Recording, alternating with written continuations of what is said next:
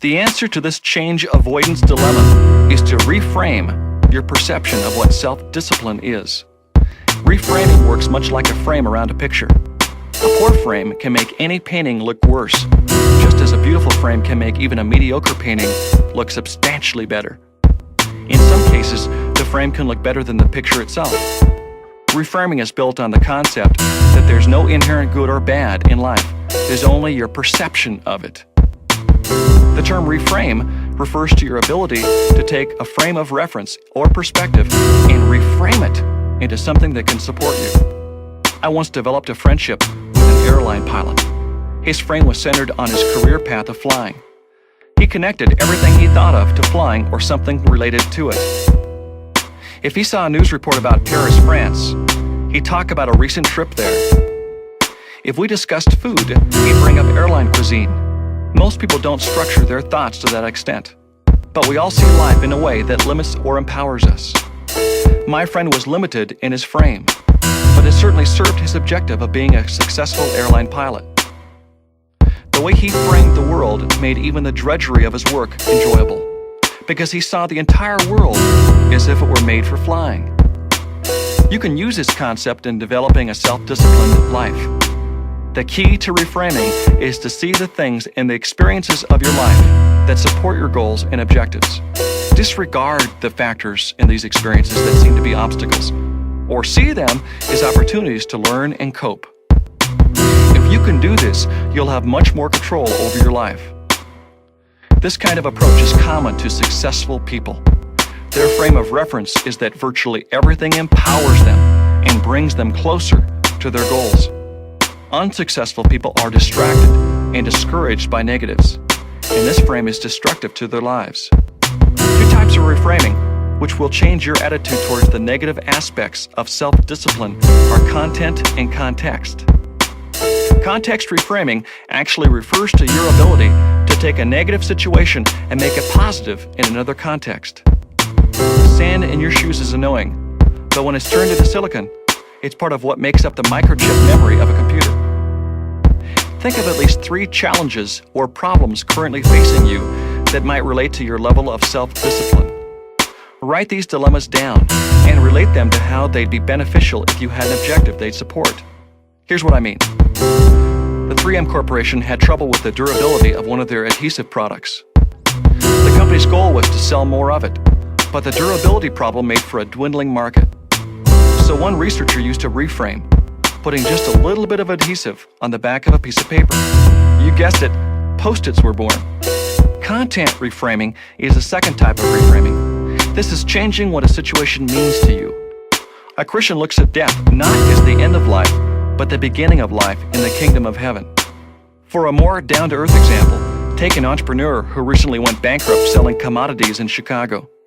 He now has a successful business that consists of several busy hot dog shops.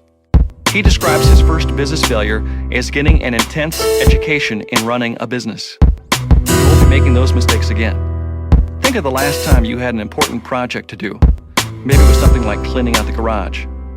It certainly takes a lot of discipline to do housework on Saturday. But here's how you can use your perceptions and your thought processes to make your mind work for you instead of against you. If you're driving, please wait until you're able to give it your complete attention before trying it. Try to get an image in your mind of what it would be like to clean out the garage.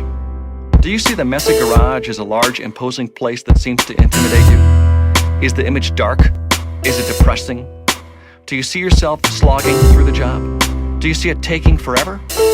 What do you think would happen if you changed that image and saw yourself cleaning out the garage in a different light? What if you made the background of that image in your favorite color? What if you repainted that image to see your whole family helping and telling jokes as you cleaned? Would your attitude toward that experience change? You don't hate your house looking clean, you just hate the perceived pain it takes you to get it that way. If you could reframe cleaning the garage into something more enjoyable, you'd probably be more willing to do it. Does this frame seem unbelievably simplistic? Think of the last time you did gardening or another household chore.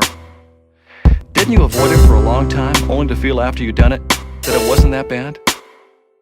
Maybe you even enjoyed it. So isn't the image of cleaning the garage worse than the actual reality of it?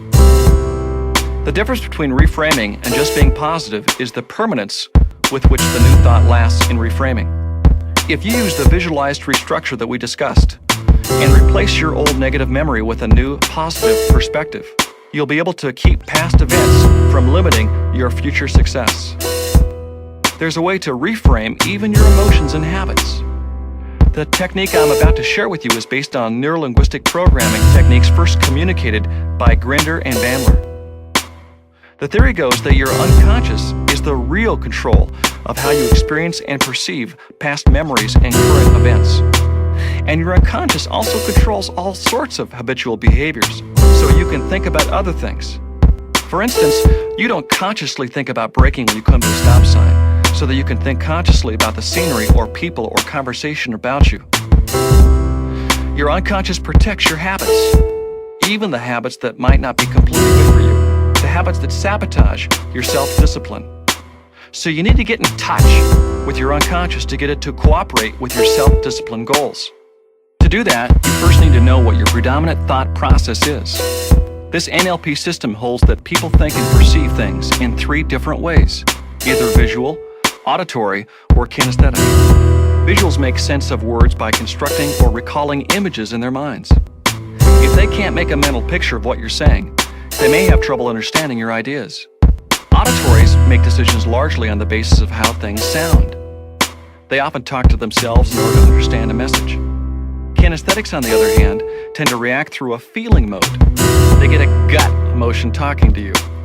They may feel hot or cold about you after just a few minutes.